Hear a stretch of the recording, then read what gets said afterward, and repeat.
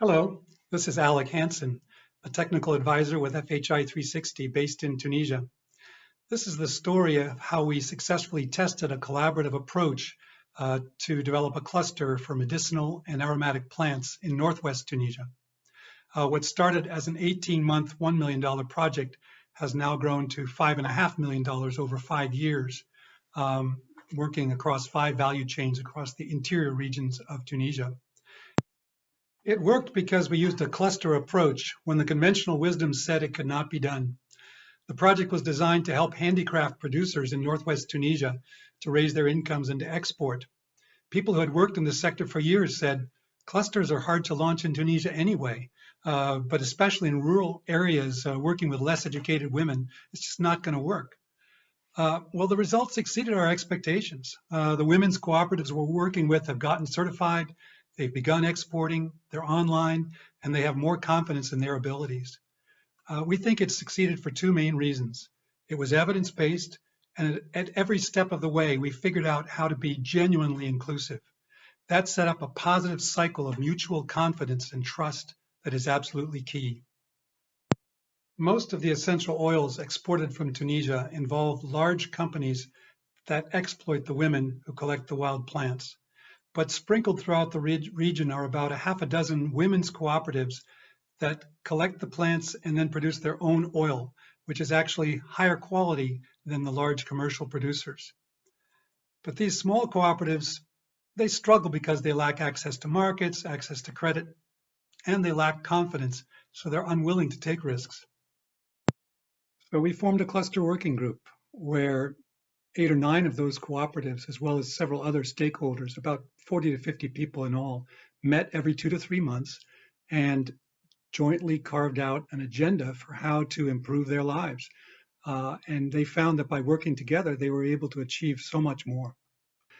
But over time, they took over all the key functions and the key decisions. What markets shall we be studying? What kind of new packaging do we need? As you can see behind me, the new packaging is one of the things that they're most proud of because they've really been able to sell their products much more effectively with this. Those are just a few of the examples of what they've accomplished. As you can see, our team consisted mainly of women, but this wasn't enough to overcome the trust issue. These cooperatives didn't trust the government at all, and their experience with other donors who seemed to come and go sporadically didn't make them want to trust us in the beginning either.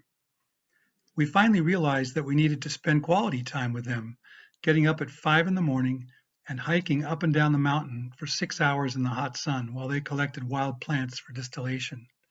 After that experience, they decided that we really cared about them, and they were far more open about sharing information. The trust among the members of the cluster is essential, and we can really think of that as their social capital. We conducted a social network analysis and found that our proxies for social capital jumped from 2018 to 2020, 250% for one of them and 150% for the other. So clearly something had happened in terms of their networks expanding, but also their trust among them. And we're excited about this project because here we have a region in conflict with a poor history of collaboration, working with relatively poorly educated women, and the cluster is being institutionalized and will clearly outlast our intervention. I will never forget a conversation I had with one of the cooperative members.